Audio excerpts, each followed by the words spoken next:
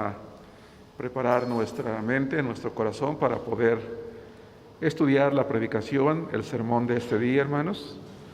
Gracias a mi hermano que ya hizo una oración por el mensaje, así que voy a dar un momento para que preparemos nuestra Biblia, hermanos, y podamos estar preparados para la predicación del día de hoy. Estamos estudiando una serie que se llama La personalidad del discípulo. El día de hoy, hermanos, quiero tocar un tema. Para ello les voy a llevar al libro de Romanos, capítulo 12, versículos 1 y 2. El título de la predicación de este día se llama Un discípulo renueva su mente. Un discípulo renueva su mente. Déjenme leer primero Romanos 12, 1 y 2. No me voy a centrar en ese pasaje, quiero utilizarlo únicamente para mencionar algunas ideas. Dice Romanos capítulo 12, versículos 1 y 2. Así que, hermanos, os ruego por las misericordias de Dios que presentéis vuestros cuerpos en sacrificio vivo, santo, agradable a Dios, que es vuestro culto racional. No os conforméis a este siglo, sino transformaos por medio de la renovación de vuestro entendimiento, para que comprobéis cuál sea la buena voluntad de Dios, agradable y perfecta. Hermanos, no sé si estén de acuerdo conmigo, pero de alguna manera, yo creo que fue Dios, no puedo decir que fue alguien más. Dios es tan sabio que a veces la naturaleza misma tiene lecciones para nosotros que quizás a veces no alcanzamos a percibir. Y pienso en el hecho, hermanos, de que prácticamente cualquier planta, cualquier árbol, incluso arbusto quizás, cuando uno lo poda de manera natural, hermanos, está haciendo uno algo a favor de ese árbol o de esa planta. Si ustedes tienen un arbusto en casa o un árbol, se van a dar cuenta que en la medida en la que ustedes lo podan periódicamente, ese árbol, hermanos, va a tender a fortalecerse, va a tender a tener ramas más bonitas, hojas nuevas, un fruto más prominente, más grande, más bonito. ¿Por qué? Yo no alcanzo a comprenderlo, no soy especialista en la materia. Pero de alguna manera la palabra de Dios nos habla acerca de eso. Nos hace entender que Dios, ¿verdad? A través de la vida cotidiana, a través de la vida cristiana, va en la medida en la que nosotros nos relacionamos con Él, también va podando, va quitando aquello que a nosotros no nos gusta, no nos agrada. Yo recuerdo que en alguna ocasión, no recuerdo ni siquiera los detalles, ¿verdad? Una persona estaba podando el árbol y se acercó una persona mayor y le decía, ¿por qué le cortas las ramas? ¿Por qué se las quitas? ¿Acaso tú crees que no le duele que tú le estés cortando? ¿Verdad? Decía, lo estás lastimando, el árbol siente, decía esta persona mayor. Y la otra le respondía, es que esto le hace bien al árbol. Esto le hace bien al árbol. A la larga, ¿verdad? Si yo no lo podo, se hace feo. Pero si lo podo, en la medida en que lo hago, está mejor. Dios, hermanos, quiere que nosotros también, como hijos de Dios, tengamos una parte activa en esto.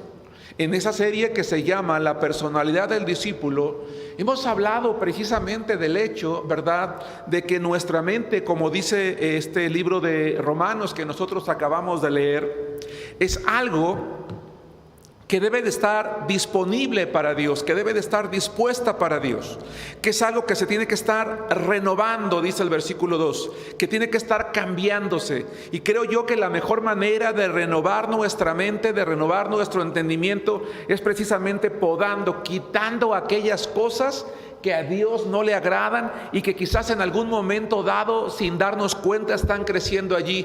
Porque hasta el árbol más hermoso en algún momento le crece una rama fuera de proporción, algunas empieza a secar, otras empieza a torcer, y entonces un buen jardinero va viendo, va cortando y va manteniendo la belleza, hermanos, de ese árbol. Creo yo que ahora que estamos hablando, que estamos estudiando acerca de la necesidad de ser discípulos, entonces como hijos de Dios tenemos que renovar nuestra mente. Y la pregunta es ¿por qué? Déjenme leerles aquí algunas ideas que tengo en mis notas. Hermanos, la mente es responsable del entendimiento. La mente es la capacidad de crear pensamientos. Es la que nos da la capacidad de ser creativos. Es la que nos da la capacidad de aprender. Es nuestro raciocinio, es la inteligencia. Es la capacidad de percibir las cosas. Incluso incluye la emoción, la memoria, la imaginación, la voluntad y algunas otras habilidades que tienen que ver con el conocimiento, habilidades cognitivas. De tal manera que la mente, hermanos, es algo importante, es algo que tenemos que cuidar. Se trata de la facultad del cerebro que permite al ser humano recopilar información, analizarla y extraer conclusiones. Puede definirse a la mente como la potencia intelectual del alma. Por ejemplo, encontré por allí esta idea que me gustó. Dice, si quieres resolver un acertijo, tendrás que usar la mente. O alguien puede decir, ya tengo en mente lo que voy a hacer con esta idea, con mi casa, con mi vida, con el dinero, etc. De tal manera que la mente es la encargada del procesamiento de la información que recibimos, permitiéndonos responder y desarrollar ciertas conductas. Fíjense, en esta última idea es en la que me quiero estacionar durante toda la predicación. La mente es la encargada del procesamiento de la información que recibimos, permitiéndonos responder y desarrollar una cierta conducta, es decir, las decisiones. Entonces, el primer punto que quiero que nosotros estudiemos el día de hoy, a efecto de poder comprender la importancia de renovar nuestra mente, quiero hablar acerca de las decisiones con una mente reprobada. Es decir, una persona que no tiene a Cristo y que su mente está reprobada porque está influenciada por el pecado, como vamos a recordar o a aprender el día de hoy, toma cierto tipo de decisiones. Pero el creyente que no está manteniéndose en el camino del compromiso, en el camino del discipulado, de ser un discípulo, puede llegar el momento en el que también empieza a tomar decisiones en su vida como si su mente también estuviera reprobada. Hermanos, quiero que escuchen la siguiente idea. La mente humana graba las experiencias, los pensamientos y las reacciones, de tal manera que esto va a influenciar en nuestras futuras decisiones. O en palabras más sencillas,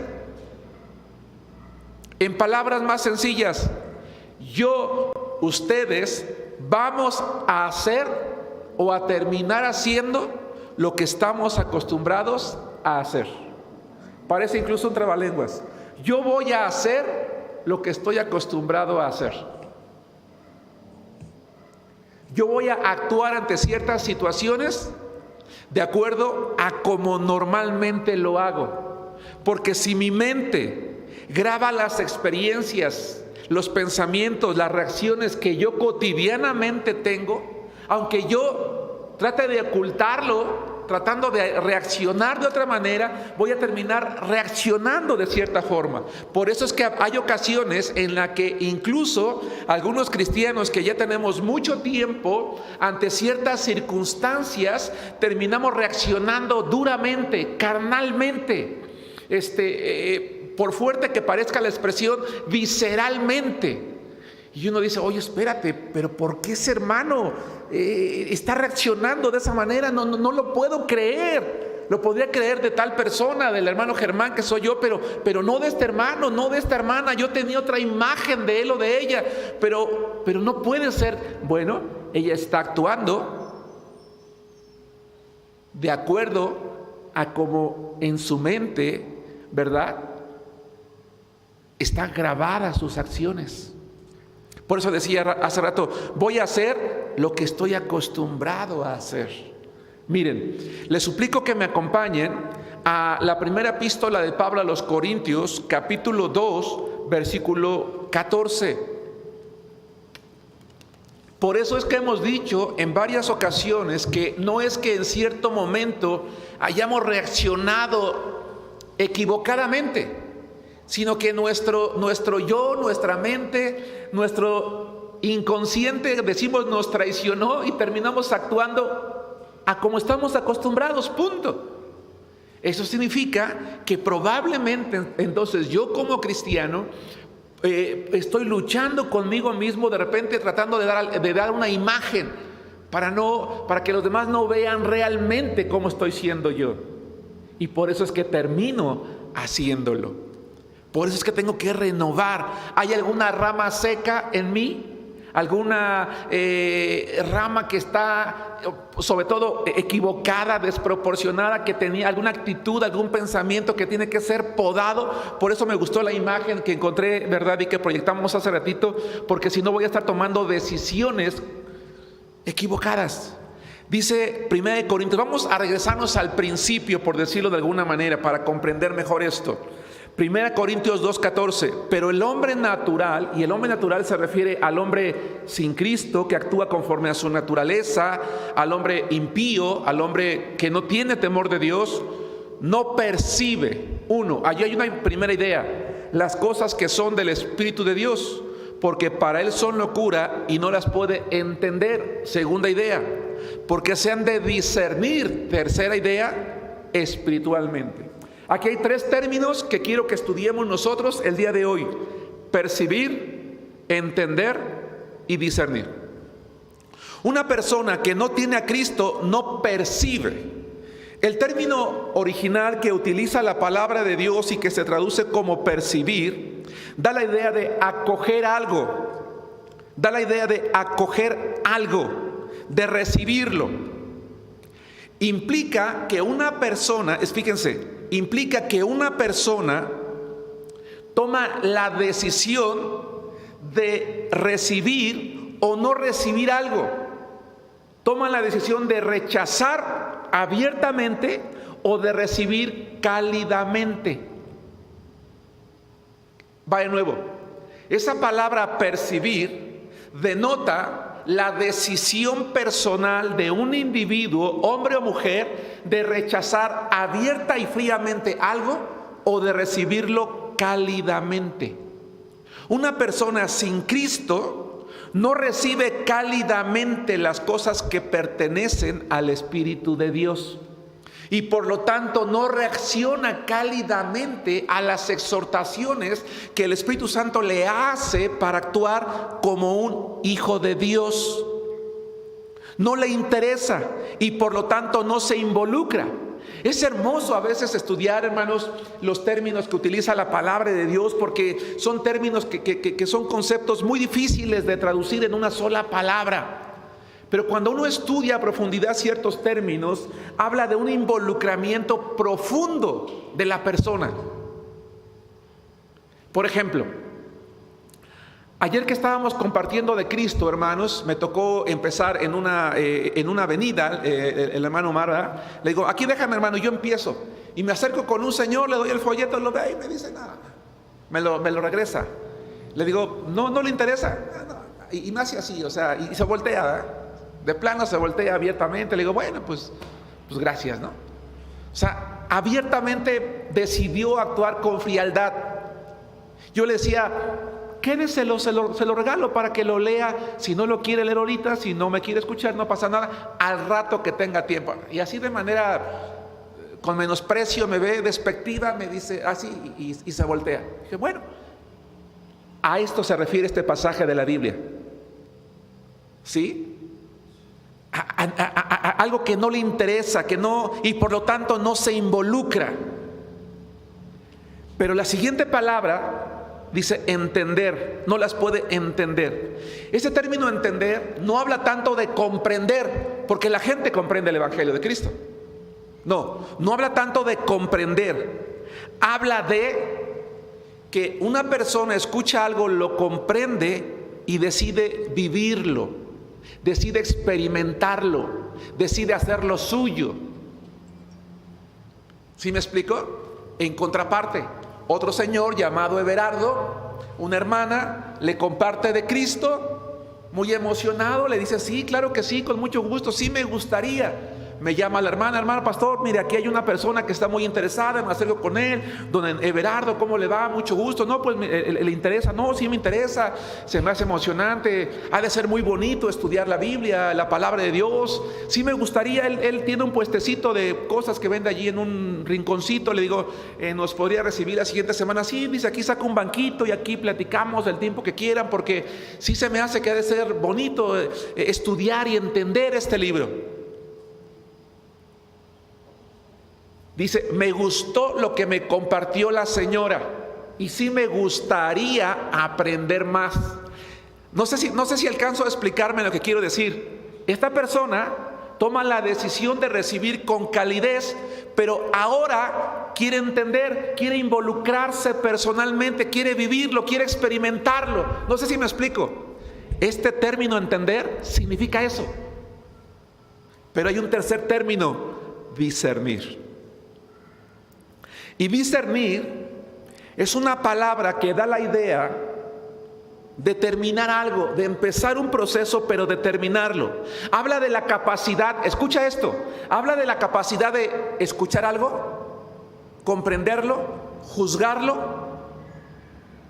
y tomar una decisión al respecto. Habla de cuestionar, habla de llegar al final de algo, habla de concluir.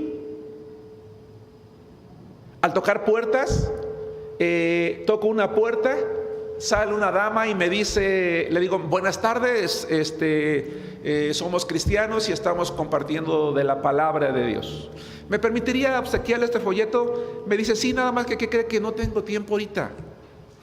Estoy ocupada. Le digo: caray, hombre, pero bueno, ¿le gusta la Biblia? ¿Ha leído la Biblia? ¿Le interesa? ¿O de plano no le interesa nada? Pues sí me interesa. Sí la he leído. Le digo: ¿sabía usted, probando un poquito, verdad, a ver si estaba dispuesta a darme tiempo? Y entonces le empiezo a compartir de Cristo, hermanos. Y al hablarle de Cristo, hablarle del pecado, me dice: sí, no, pues es que yo soy pecadora. Dice: todos somos pecadores. ¿A dónde le gustaría? ¿Ha pensado usted a dónde le gustaría ir al morir? ¿Sabía usted que hay un cielo, hay un infierno? Pues sí. Dice: no, pues caray, pues yo soy pecador. Y entonces le empiezo a compartir de Cristo. Y llevamos la charla, hermanos, de tal manera que llega el momento en que ella concluye, dice: no, sí, yo soy pecadora. Yo no me quiero ir a ese lugar de condenación. A mí me gustaría irme al cielo. ¿No le gustaría, señora, tomar esa decisión? Pues sí, dice, sí, creo que sí sería bueno no tomar esa decisión, porque ¿quién se quiere ir al infierno a sufrir por siempre?, dice ella. Y aunque finalmente, efectivamente, ella tenía que irse, y esto que les estoy diciendo ocurrió en 5 minutos, ¿verdad? Muy rápido, y doy gracias a Dios, o tal vez 10 máximo, ¿verdad? Escuchó, brevemente preguntó, cuestionó, comprendió, entendió, dijo: sí me interesa, sí me gustaría involucrarme, concluyo que esto es lo que sí definitivamente yo necesito en mi vida. Esta persona tomó la decisión de atender, de involucrarse, le gustaría vivirlo, experimentarlo, y llegó a una conclusión. Pero no todos llegan a esa conclusión, no todos se involucran de esa manera. Entonces, el punto al que quiero llegar es: 1 Corintios 2:14 nos habla del hombre natural que toma una decisión equivocada porque su mente está reprobada. Dice no a lo espiritual, y por lo tanto su vida va a estar, las decisiones que tome en su vida van a estar influenciadas por esa manera de pensar. Y la pregunta es: ¿por qué la gente actúa así? Vayamos a Efesios capítulo 4, versículo 18. Yo no culpo al Señor que actuó con menosprecio al Evangelio, porque hay una razón por la que Él actuó de esa manera. Ni siquiera tiene que ver conmigo. Yo por eso procuro no tomarme personal cuando alguien me dice no, o cierra la puerta, o avienta el folleto, porque la Biblia dice algo. Efesios capítulo 4, versículo 18, teniendo el entendimiento, ¿qué dice? Su entendimiento está en tinieblas, ajenos de la vida de Dios, por la ignorancia que en ellos hay, por la dureza de su corazón. Hermanos, un discípulo de Cristo es un creyente, hombre o mujer, que toma la decisión de renovar su mente, de darse cuenta de si está dejando entrar a su mente actitudes, maneras de pensar o reacciones que son contrarias a la de un cristiano, para que no arraiguen, para que no se queden allí. Porque esas ideas pueden injertarse en su vida.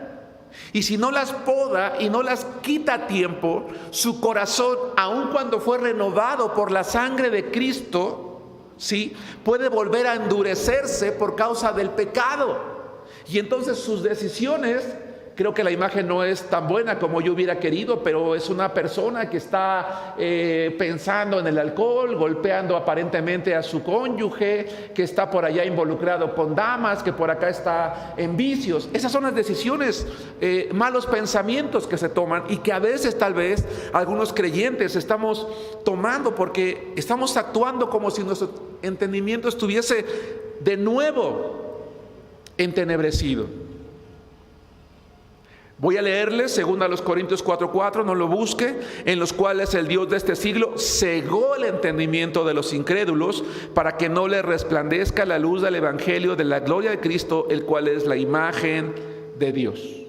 Hermanos, ¿qué es una decisión? Tal vez por allí debimos de haber empezado, pero a propósito no lo hice. ¿Qué es una decisión? Dice el diccionario que una decisión es una determinación o resolución que se toma sobre una cosa, cualquiera que ésta sea. Por lo general, la decisión supone un comienzo o poner fin a una situación. Es decir, siempre va a involucrar un cambio de estado. Hermanos, ¿qué tipo de decisiones se toman con una mente reprobada? Vamos a Romanos capítulo 1. Versículos 28 al 32. Si quiere usted, anótelo allí en su cuaderno. A propósito, no lo voy a leer, pero sí quiero que lo tenga allí a la mano. Quiero más bien llamar su atención a la imagen que está al frente, y a los hermanos que están a la transmisión les agradecería. En un momento más, nuestro hermano que está aquí apoyándonos con la transmisión va a proyectar la misma imagen para que ustedes vayan con nosotros, porque aquí hay algo muy interesante. Una mente reprobada termina tomando decisiones reprobadas, decisiones que tienen que ver con aquello que desagrada a Dios. En el primer rectángulo que está colocado en manera vertical, en color beige, ¿verdad?, es señalando como referencia Romanos 1:29, una mente reprobada está inclinada a la injusticia, la fornicación, la perversidad, la avaricia, la maldad, a llenarme de envidia, al homicidio, a las contiendas, a los engaños y a las malignidades. El versículo 30 me dice que una mente reprobada también está inclinada a ser murmuradores, detractores, aborrecedores de Dios, injuriosos, soberbios, altivos, inventores de males, o ser desobedientes a los padres. En el recuadro inferior, Rosita, ¿verdad?, dice también que me inclina a la necedad, a la deslealtad, a ser una persona sin afecto natural, a ser implacable o a ser sin misericordia.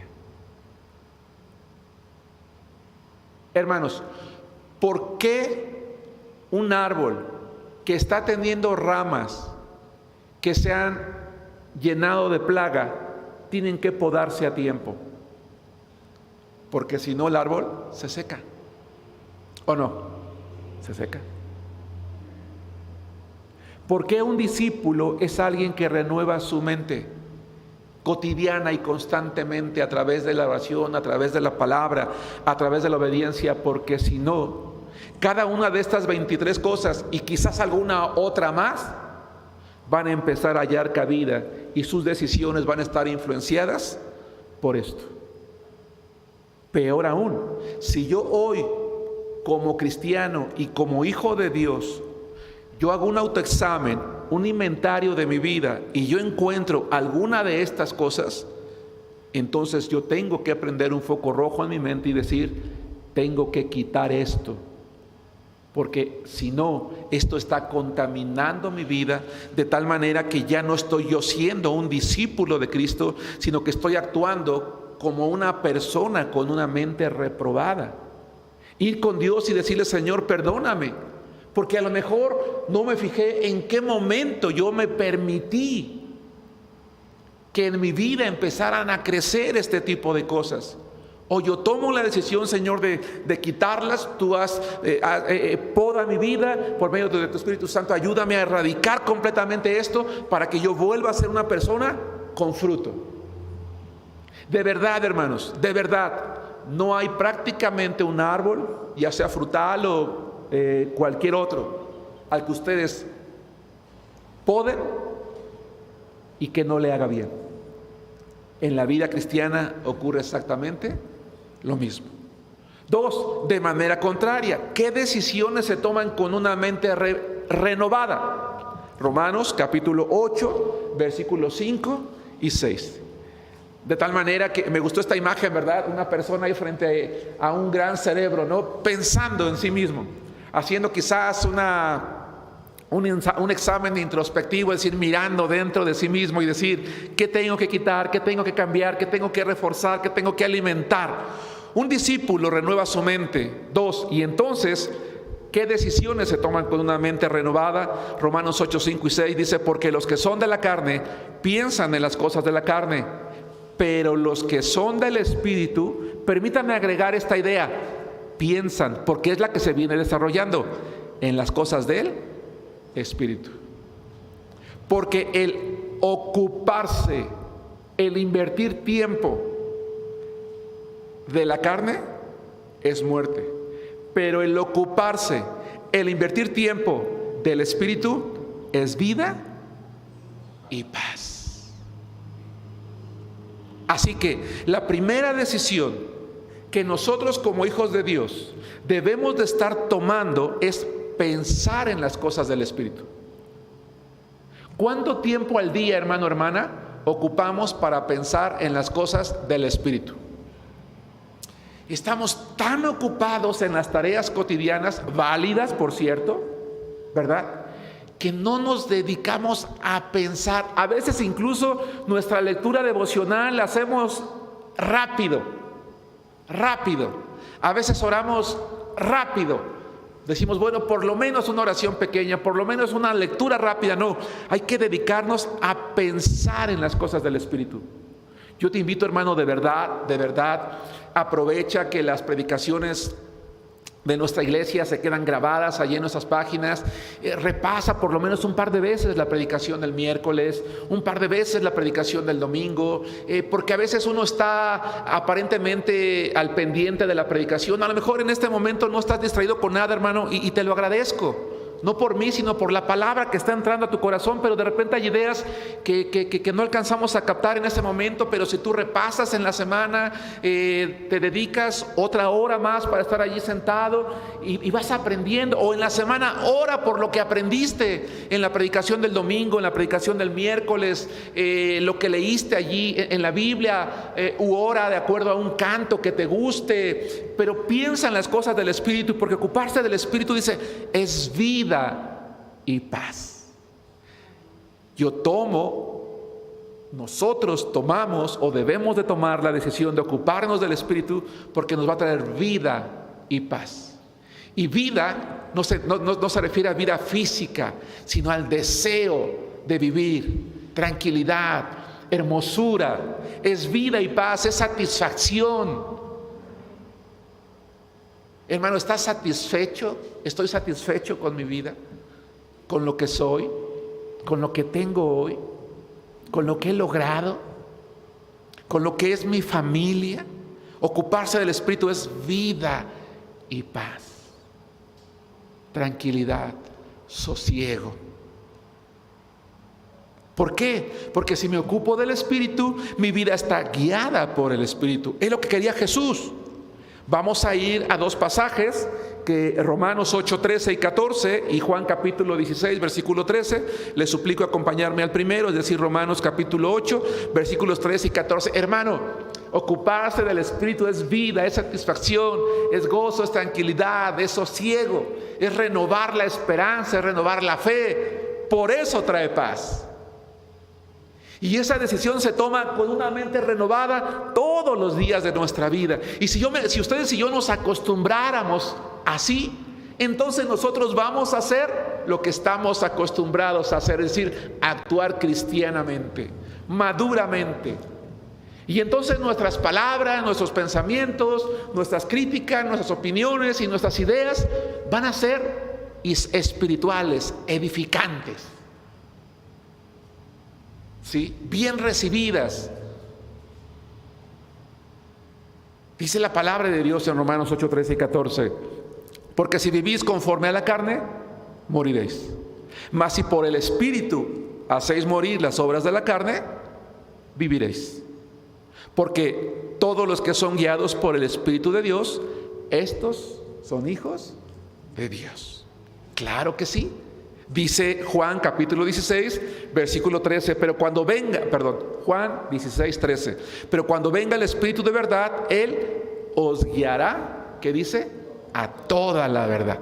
Porque no hablará por su propia cuenta, sino que hablará todo lo que oyere y os hará saber todas las cosas que habrán de venir. Pero algo más importante todavía, si es que se le puede designar de esa manera. ¿Qué decisiones se toman con una mente renovada? Decisiones desde la perspectiva de Dios. Miren, vamos a regresar a 1 Corintios capítulo 2, versículos 14 al 16. Este pasaje de la Escritura, hermanos, es muy profundo en su contenido y es muy importante. Porque un cristiano que es guiado por el Espíritu Santo, de acuerdo a lo que Jesús dijo en Juan capítulo 16, versículo 13, y lo que dice Romanos 8, 14, puesto que es un hijo de Dios, le va a llevar a ver la vida desde la perspectiva de Dios, que es la correcta. Por eso me gusta 1 Corintios 2, 14 al 16, donde la palabra del Señor dice: pero el hombre natural, otra vez, de hecho es el que leímos hace rato, el hombre natural no percibe las cosas que son del Espíritu de Dios, porque para él son locura y no las puede entender, porque se han de discernir espiritualmente. Pero vean lo que dice el 15.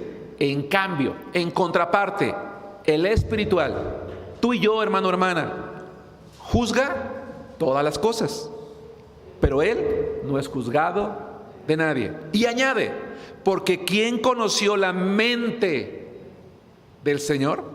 ¿Quién le instruirá? Mas nosotros tenemos la mente de Cristo. Qué gran bendición, pero también qué gran responsabilidad. ¿Por qué qué gran bendición? Porque nosotros, dice la palabra del Señor, tenemos la mente de Cristo. No es que somos pequeños Cristos, no. ¿Qué tiene que ver? ¿Qué significa esto de tener la mente de Cristo? Significa que nosotros como Cristo, en virtud de que tenemos al Espíritu Santo, tenemos la capacidad de tener pensamientos y de tomar decisiones que tienen que ver o que van a caer dentro de la voluntad de Dios, de lo que le agrada a Dios.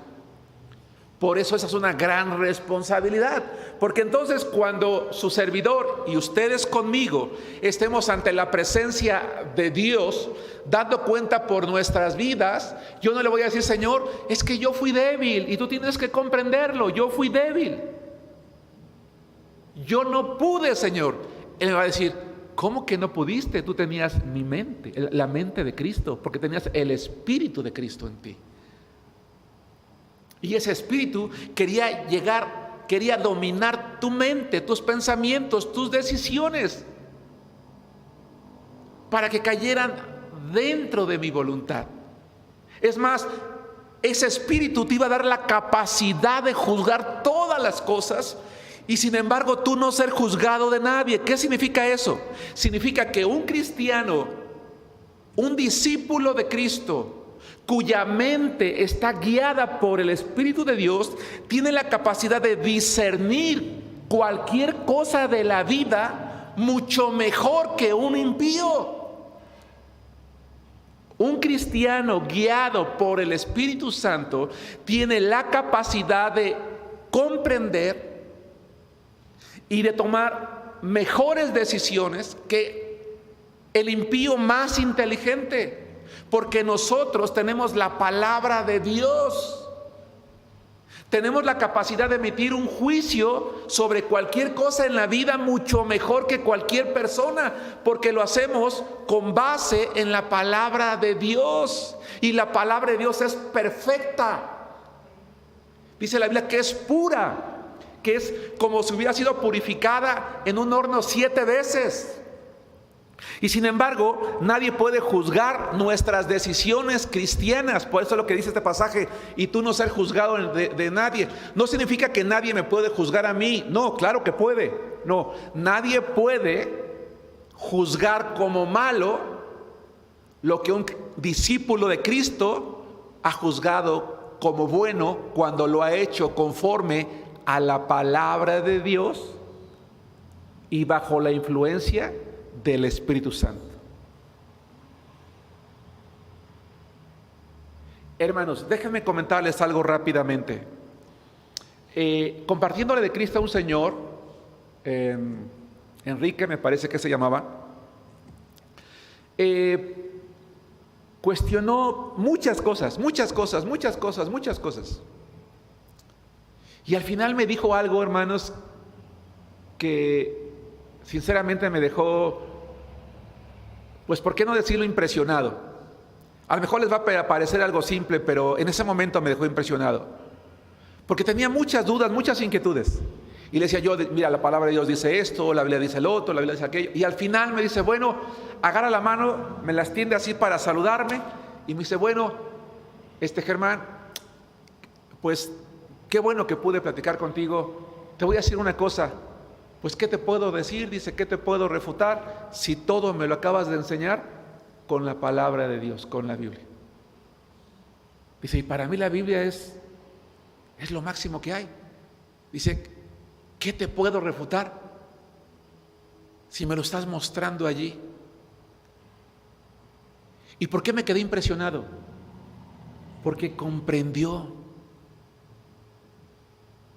y le dio un valor a esa palabra, no a mi palabra, a la palabra de Dios.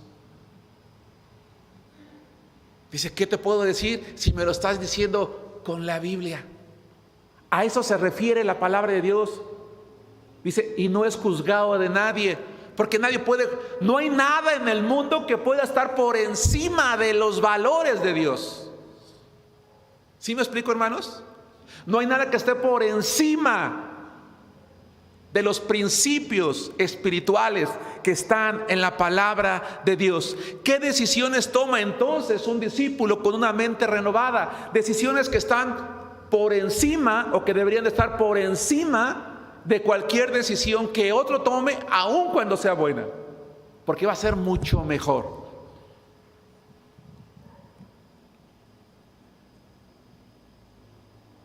Los que tienen el Espíritu de Dios, todo lo examinan, todo lo entienden.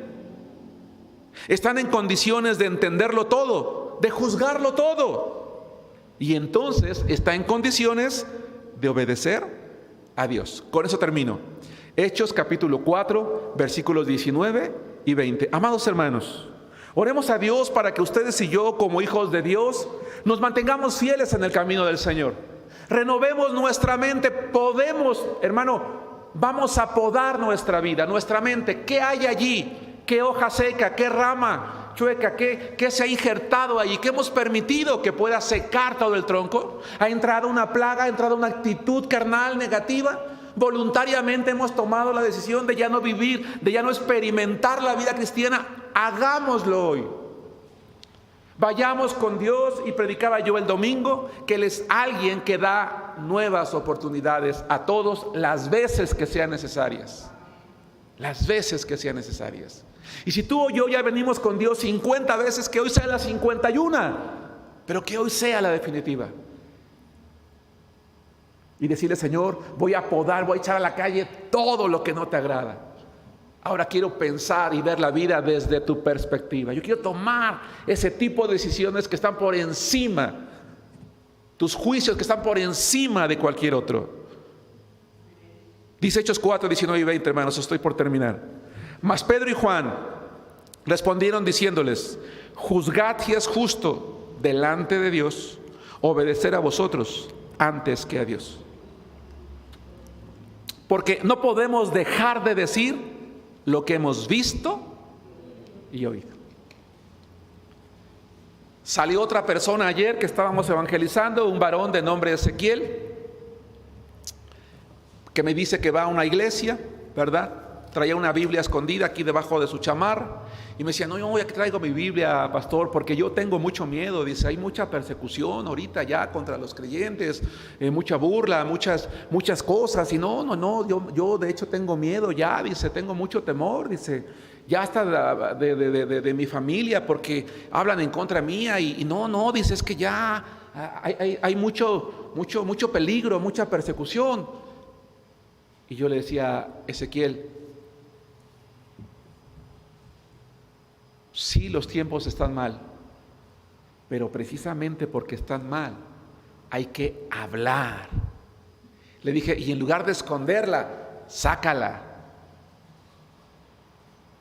¿verdad? Sácala. Le dije: por eso nosotros estamos aquí predicándole a la gente.